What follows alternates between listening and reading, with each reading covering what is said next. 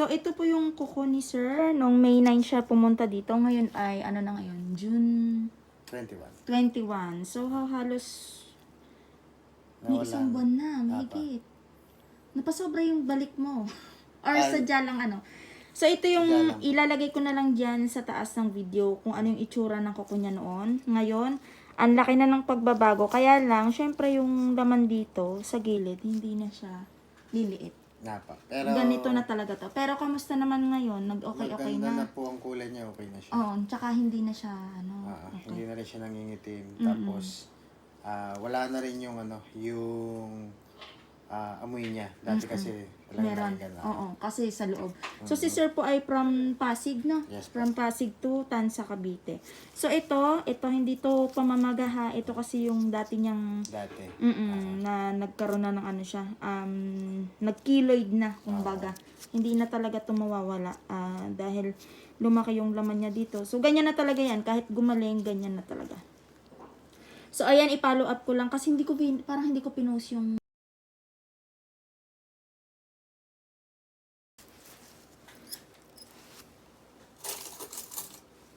start na pa ako ha.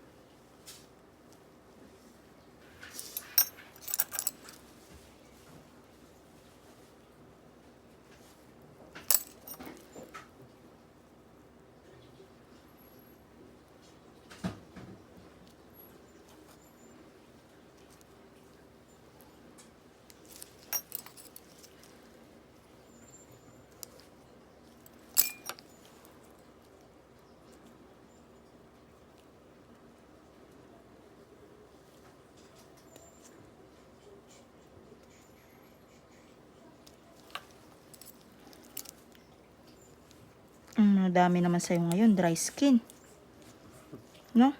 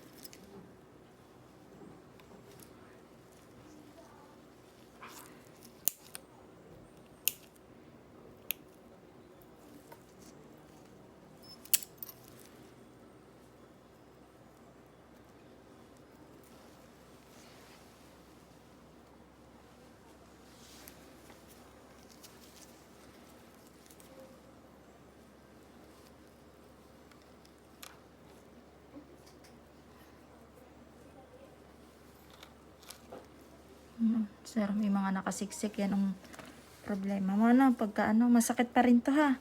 Pag hindi natatanggal, kasi nakasiksik yung mga parang dumi-dumi buha-buhangin. Kala mo yan parang kuko pero ano siya, kasiksik.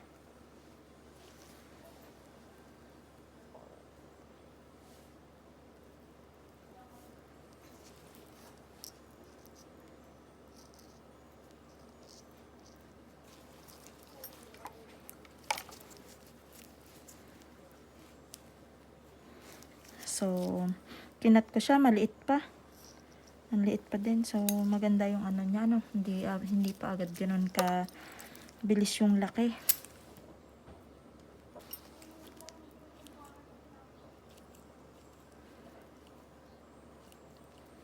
Maliit pa yung kuko niya, sir, na humaba.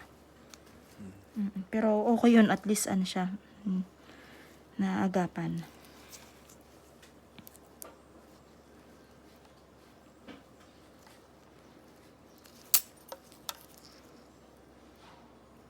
Ayan o. Wala pa siya halos.